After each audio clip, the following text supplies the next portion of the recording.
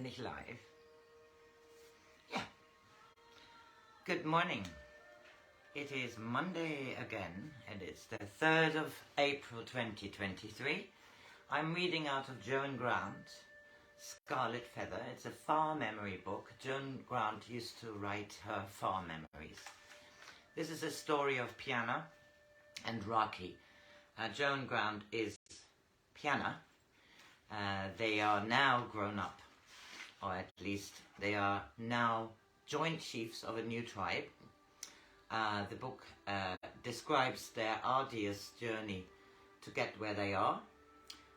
This plays many thousand years ago, somewhere in the west of America. Piyanah's mother is dead, and so is Raki's mother. They're cousins, and they are together. They are had their hand fasting and everything. They've now arrived. The blue smokes. For half a moon we travelled through gentle country. Flat grasslands gave way to rolling hills, water and game were plentiful, and the suffering of the bitter mountains was forgotten in the easy marches. Raki and I were happy, for when we made camp, the men and women shared in all that needed to be done, and the dusk was warm with laughter. Raki smiled at me. Redskins who laugh, my Piyanah, and once we should have been surprised as though owls had spoken with the voices of elders. Several times we saw traces of old campfires, but no human being until the 15th day.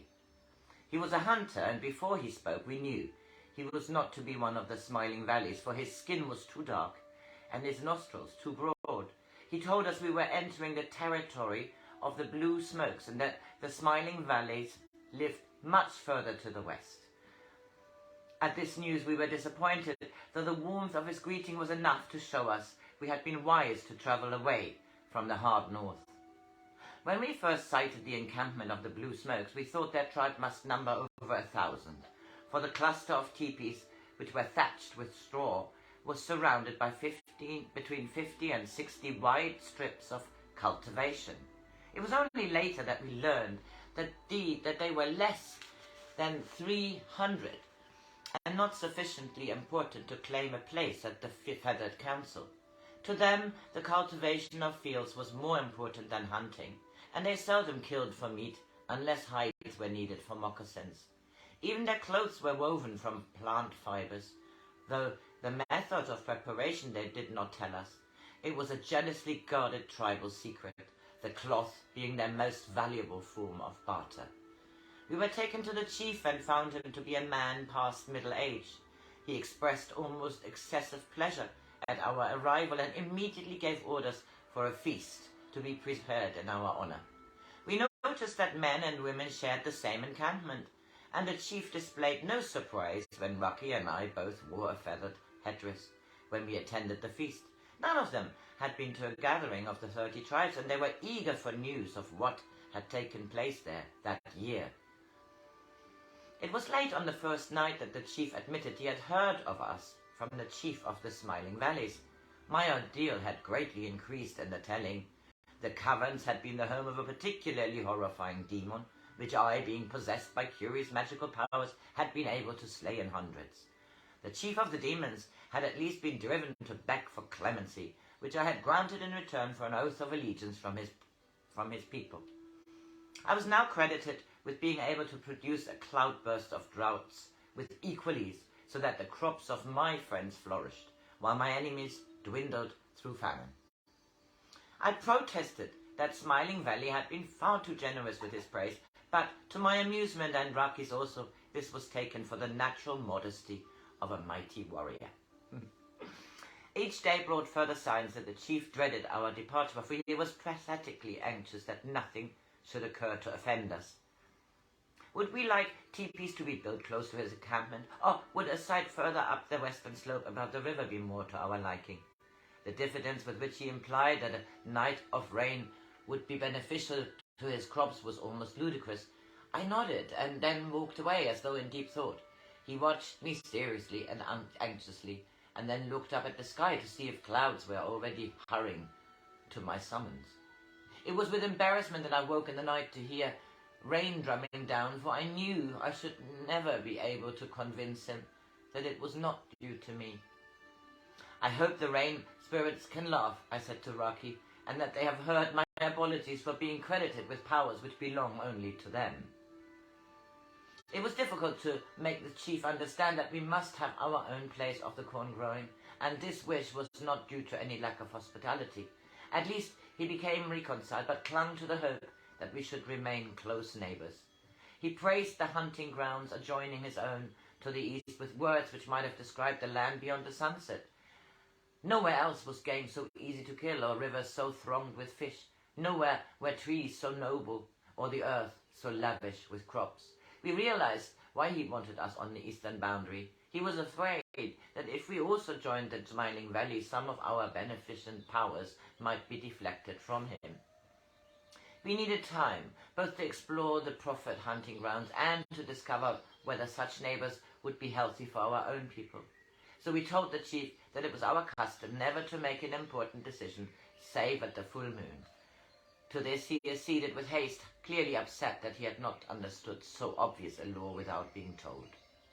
The superstitious awe in which the blue smokes held me began to spread amongst our own people. Several of the women who had been troublesome in crossing the bitter mountains came to apologize for their past lack of faith in my leadership. I tried to make them see that I was the victim of a legend, but they did not really believe this. I tried being angry with them and they became abject. I tried laughing at them and they wept. Only then did I realize how easy it was for the old women to wield power. The passionate desire not to think, not to accept responsibility, was a plant with 100 roots. You think you've turned it up and left the ground clean for personal integrity to flourish, and then shoots of the unclean weed appear and choke out everything else which tries to grow there. The women of the blue smokes brought gifts to me, and when I thanked them, they said shyly, "I have 2 daughters and I want a son," or "My husband prefers another squaw," or "My child is sick," and then looked pleadingly at me to help them. I tried to explain that I was a very ordinary woman, that I had no magic, except that she belonged to a tribe who recognized that man and women are the right eye and the left eye, the left hand and the right hand, the left foot and the right foot, and the third man is man and woman, and so greater than either. I told them that without this recognition, both men and women are crippled, having the use of only one eye, one hand, one foot, and that by their own choice they would bring this recognition into their own tribe and share our magic. But they stared at me uncomprehendingly, and then went forlornly away, saying, "Forgive me that the gift I brought you was not enough," or that this was even more difficult to bear. "Now I know that I'm not worthy of your magic." Hoping to prove that I was ordinary, I went hunting with the men. But when my arrow brought down a deer, they could not believe my skill came from long practice, as did their own. They thought I had only to notch an arrow to my bowstring for a demon to carry it to the quarry's heart. I realized more keenly than I had ever done before how lonely Nakachik must have been. They were trying to thrust on me the loneliness of a chief who deliberately kept apart from his tribe. Everything I did became hideously important. If I carried 7 arrows on a quiver, the next day every hunter carried 7. If Raki and I went down to the river to swim at dawn, next morning the bank was thronged with people.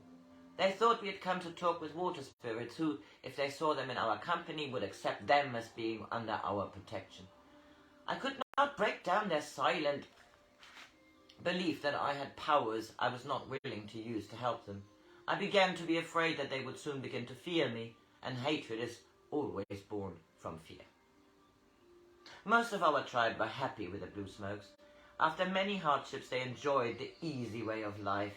They shared the awe in which I was held, and unless Raki had ordered them to do so, they need not have helped in the fields or in hunting or setting fish traps, for everything would have been willingly provided. Our squaws, who had been scorned and ill-treated by the old women of the 2 trees, were now envied and admired. They grew sleek and lazy with praise, and found it more pleasant hearing that they received in the company of their men, who laughed at them or scolded them for feeding on credulity. I began to lie sleepless at night, worried and indecisive about the future. Where should we go if we left here? The legend had come from the Smiling Relics, so we might expect the same treatment if we went to them. Both Raki and I longed to discover something wrong with the eastern hunting grounds, but there was everything a young tribe could hope to find. We could not go further south, for the way was barred by a waterless desert. Only 5 days' journey further on, a desert which in the memory of the Blue Smokes had never been crossed. Should we take the land so freely offered to us and hope that in time we would be accepted as ordinary friends? Or had all already become too strong to destroy? Here there's everything they need, and because Piyanah went through an ordeal, must she take them away from it? I felt very young and irresolute, and longed to be able to talk with Nakachi, as once the child Piyanah had longed for her mother. Since Dorok's death, it was a council of 6 who made all important decisions. Raki and I, Rokina and Takini, Gogi and Chika. For the others still found it easier to accept leadership than to share it. The moon, when we must decide whether to go away or stay, was now at the full. We had avoided discussing this vital problem with the rest so that our opinions should be unprejudiced. The 6 of us gathered in the shade of an ilex that grew on the crest of the slope overlooking the cultivation, and it was time to speak. Chika, the youngest and least experienced, spoke first. It is difficult, to be quite honest, but I will try very hard. Sorry. I need to have a little sip of tea. Wet my whistle, as they say.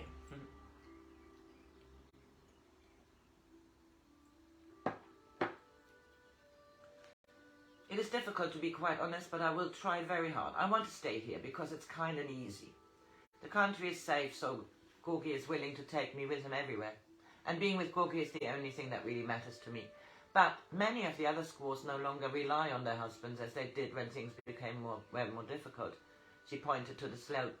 Look at that field, 30 of our women working there, not a man with them. And the rest will be chattering with the women of the Blue Smokers. She's right, said Goki. I too would like to stay here, but the men of the Blue Smoke laugh at us for being dependent on squaws, though they think we do not hear their laughter. The women laugh at us too, said Rokina, because they say we dare not let our men out of sight. They say our men are children, who need our protection even when fully grown. They pity us, because our men are not strong enough to make us obedient. Because I stay with Takini, they tell me I'm brave to bear so great an affliction as to have to follow a man who has the body of a warrior and the spirit of a child, who must cling to a woman's hand because he's not learned to walk alone. Then she turned to me and asked, have the chief's women spoken to you like this, Piyanah? Yes, I said reluctantly. They asked, what has this equality you talk about given to your women?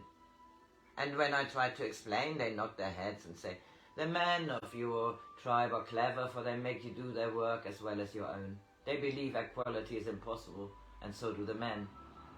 Yes, said Raki, so do the men. I told the chief that Piyanah wears the Scarlet in truth, and that we won it, without using any weapons denied to ordinary mortals. He did not tell me in words that he thought I lied, but even though these people value courtesy, he could not hide his disbelief. Though neither men nor women will acknowledge it, they are afraid of each other. The women fear the men because they need their protection against enemy braves, against pumas, against having to think for themselves. Men fear women because they still represent the dependence on their mothers, which they felt as children. They resent their physical need of women, which drives them from the complete independence they covet above all things. They fear the unspoken power of women, which they think is due to their familiarity with certain demons. You will have noticed that in their legends, the spirits, even the thunder spirits, are always female, and that only women can kindle a watchfire. They are afraid of each other, I said, and both are proud of inspiring fear. Is that why they offered us hunting grounds, said Takini? If they fear themselves, they must fear everyone else, and 38 braves within 2 days' journey would add to their protection, especially as the chief must know his tribes are vulnerable after too much security. The Blue Smokes do not belong to the 30 tribes, but last year, at their place of barter, they heard of the massacre of the beavers, and also that it was the 2 trees who defeated the Black Feathers. Our numbers are small, but those who might come to our assistance are many. Of course, that is why they are willing to teach us their ways of cultivation. to offer seed and help in preparing our future fields, said Gorky.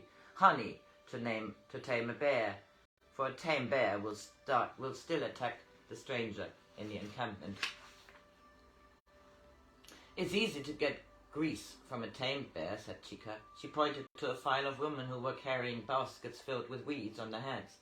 If they stayed here, they will sow the thistles of superstition in the ground we clean. Already our men and women are drifting away from each other. Nothing important has happened, no bitter quarrels, yet the thistledown of separation is settling everywhere, and if we let it root, we shall have to pull up 1,000 thistles, while 2,000 others grow. Then it is agreed.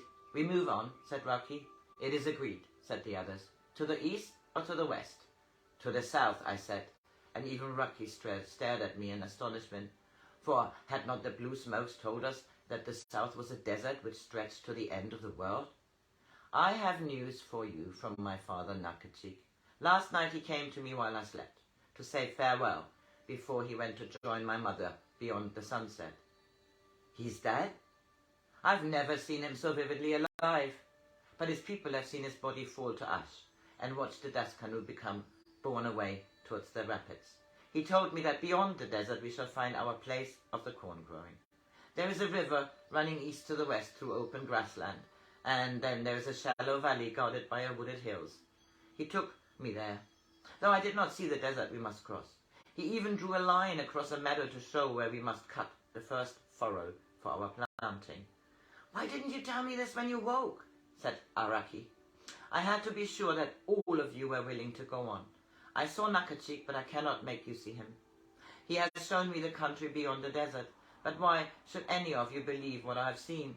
The blue smokes have lived here for 3 generations, and they say no one has tried to cross the great, because no one who has tried to cross the great thirst has ever returned. They are sure there is nothing beyond it, except greater thirst and death. Why should you attempt such a journey because a woman called Piyanah had a dream? Why, said Raki, I will tell you. The tribe of the heron was born of a dream, and we shall find our place of the corn growing through another dream. Beautiful. Love it. Have a lovely Monday. Times are changing for Raki and Piyanah.